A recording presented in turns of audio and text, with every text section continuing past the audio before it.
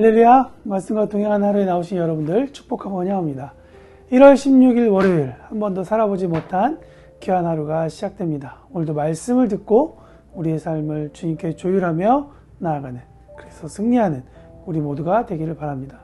사도신경으로 우리의 신앙을 고백합시다. 나는 전능하신 아버지 하나님 천지의 창조주를 믿습니다. 나는 그의 유일하신 아들 우리 주 예수 그리스도를 믿습니다. 그는 성령으로 잉태되어 동정녀 마리아에게서 나시고 본디오 빌라도에게 고난받아 십자가에 못 박혀 죽으시고 장사된 지 사흘 만에 죽은 자 가운데서 다시 살아나셨으며 하늘에 오르시어 전능하신 아버지 하나님 우편에 앉아 계시다가 거기로부터 살아있는 자와 죽은 자를 심판하러 오십니다. 나는 성령을 믿으며 거룩한 공교회와 성도의 교제와 죄를 용서받는 것과 몸의 부활과 영생을 믿습니다. 아멘. 오늘 저와 여러분이 함께 나눌 말씀은 창세기 7장입니다. 특별히 1절 말씀을 통해 함께 은혜를 나눠보기를 원합니다. 우리 1절 말씀 다 같이 읽겠습니다. 여호와께서 노아에게 이르시되 너와 내 온 집은 방주로 들어가라. 이 시대에서 내가 내 앞에 의로움을 내가 보았음이라. 인정받는 것을 굳이 마다할 사람은 없는 것 같습니다. 아마 인정받을 때 정말 행복하고 기쁘죠. 왜냐하면 고생했던 지난 시간에 대한 보상을 받는 것과 같아서 아마 행복한 것 같습니다. 오늘 우리가 함께 읽었던 이 1절 말씀은 아마 노아에게 그러한 아주 크나큰 위로가 되었을 말씀 같습니다. 6장 마지막을 보니 노아는 하나님께서 지으라는 대로 오랫동안 정교하게 방주를 짓고 그 안에 먹을 것을 저축하는 일을 했습니다. 그가 그의 마음대로 그런 일을 행한 것이 아니라 하나님께서 명하신 대로 그가 행한 것이죠. 여기서 한 가지를 생각해 봅니다. 말씀대로 산다는 것은 무엇일까요? 그것은 일하는 것에 대한 목적과 방향을 하나님께 맞추는 일이 아닐까 생각해 봅니다. 방주를 만드는 것이 어떻게 의로울 수 있을까? 혹은 그게 부정할 수 있을까? 또는 자기가 먹을 것을 저축하는데 의롭다 하거나 부정하다라고 말할 수 있을까요? 마태복음 14장 38절, 39절, 42절에 이런 말씀이 있습니다. 홍수전에 노아가 방주에 들어가던 날까지 사람들이 먹고 마시고 장가들고 시집가고 있으면서 홍수가 와서 그들이 다 멸하기까지 깨닫지 못하였으니 인자의 임함도 이와 같으리라. 그러므로 깨어있으라. 어느 날에 너희 주가 임하려는지는 너희가 알지 못함이니라. 예수님께서 말씀하셨죠.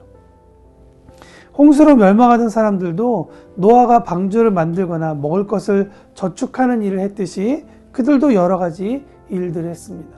그런데 노아는 구원을 받고 저들은 홍수에 멸망을 당했죠. 그 이유가 무엇일까요? 그 차이는 바로 하나님께서 정한 일이라는 것이라고 생각합니다. 노아는 하나님께서 정한 일을 그 시대에 하였고 그 같은 시대에 살았지만 멸망당한 사람들은 하나님께서 정한 일을 하지 않았다는 것이죠. 정확하게 말하면 노아가 방주를 짓고 있는 그동안 노아의 모습은 하나님께서 많은 예언자들을 통하여 선지자들을 통하여서 보여주셨던 삶의 메시지였다는 것이죠. 더 정확하게 말하면 하나님께서 하신 메시지를 사람들은 듣지 못했다, 깨닫지 못했다라고 이야기할 수 있을 것 같습니다. 어떤 일이 하나님께 의롭다함을 받을 수 있는 일이 될까? 정리가 됩니다. 그것은 일의 결과가 보여주는 것이 아니라 하나님께서 내게 주신, 각자에게 주신 그 일을 준행하는 것이라고 이야기할 수 있을 것 같습니다. 구름 한 점 없는 그런 나날의 매일매일의 삶 가운데 산 꼭대기에서 방주를 짓고 그 안에 먹을 것을 채우는 일을 하는 것은 어쩌면 미친 사람의 일처럼 보일 수 있죠. 그렇다고 성경은 무모한 일을 찾아서 행하는 것이 의롭다라고 말하지 않습니다.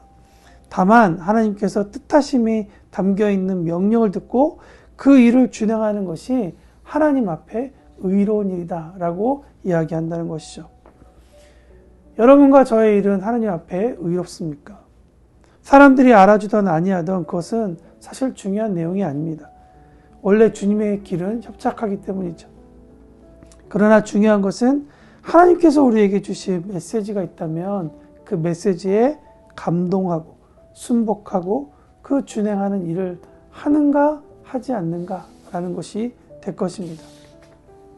저는 여러분에게 이렇게 도전하고 싶습니다. 오늘 하루 하나님께서 작은 음성이라 할지라도 말씀하실 때 그 음성에 순복하고 준행하는 역사가 일어나기를 축복합니다. 두 번째, 그렇다면 우리는 왜 순복하고 준행해야 할까요? 결론적으로 말씀드리면 그래야 살기 때문입니다. 단순히 나만 사는 것은 아니죠. 하나님의 말씀을 준행하던 노아 앞에 아주 신기한 일이 일어납니다.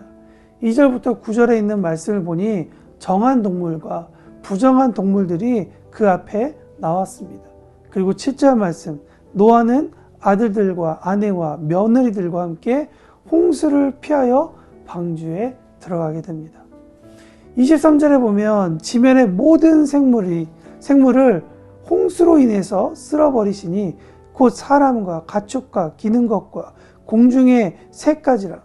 이들은 땅에서 쓸어버림을 당하였으되 오직 노아와 그와 함께 방주에 있던 자들만 남았다라고 성경은 이야기하고 있습니다. 노아 한 사람으로 인해 그 집에 구원의 문이 열리게 되었습니다. 그 집뿐만 아니라 그 방주 안에 있던 정한 동물과 부정한 동물까지도 그 구원이 임했습니다. 만약은 일어나지 않았지만 만약 노아가 하나님의 이 말씀 가운데 순종하지 않았더라면 어떻게 되었을까요? 다 알 수는 없죠. 그러나 분명한 한 가지는 아담 한 사람으로 인해 그의 불순종으로 죄가 들어왔듯이 노아 한 사람의 순종함으로 인해 그 집에 구원이 임했다라는 것만은 분명한 사실입니다. 하나님의 말씀에 순복하고 준행해야 할 이유는 단 하나죠. 여러분과 여러분의 가족, 그리고 여러분이 관계하는 사람들이 구원을 받기 위함입니다. 그래서 여러분의 삶은, 저의 삶은 축복의 통로이죠. 막 살지 않기를 바랍니다. 세상이 우리 가운데 핍박하고 스트레스를 주고 우리 가운데 우리를 낭만케 하는 수많은 일들이 벌어져도 막 살지 않기를 바랍니다. 당신의 삶은 다른 사람의 인생을 구원의 문으로 인도할 아주 고귀한 인생을 다시 한 번 더 기억하시기 바랍니다. 결론입니다. 노아 방주의 사건은 예수님의 구원 사역과 아주 밀접합니다. 부르신 사람 중에 듣고 순종한 사람에게 주어졌던 구원의 은혜가 노아의 방주 가운데 있다면 정한 동물과 부정한 동물 구분 없이 방주 안에 들어갈 때 구원을 얻은 그 은혜의 사건이라면 예수님을 구주로 영접했을 뿐인데 이전의 삶에 아무런 정함이 없던 아주 부정했던 우리조차 하나님의 구원이 임했던 것처럼 말입니다. 그러니 하나님께서 우리에게 말씀하시는 것을 잘 듣고 준행하기를 바랍니다. 또 하나 작은 음성이라도 놓치지 않기를 바랍니다. 때로는 방주를 짓는 일, 먹을 것을 챙기는 일이 위대해 보이지 않습니다. 그러나 이 위대해 보이지 않는 일, 그 작은 일 하나에 하나님의 음성에 순종하는 모습이 있을 때 그 일은 역사가 되고 하나님의 놀라운 은혜가 이어졌다는 것을 우리는 기억해야 할 필요가 있을 것 같습니다. 나의 삶을 통해 하나님의 구원의 역사가 이어짐을 기억합시다.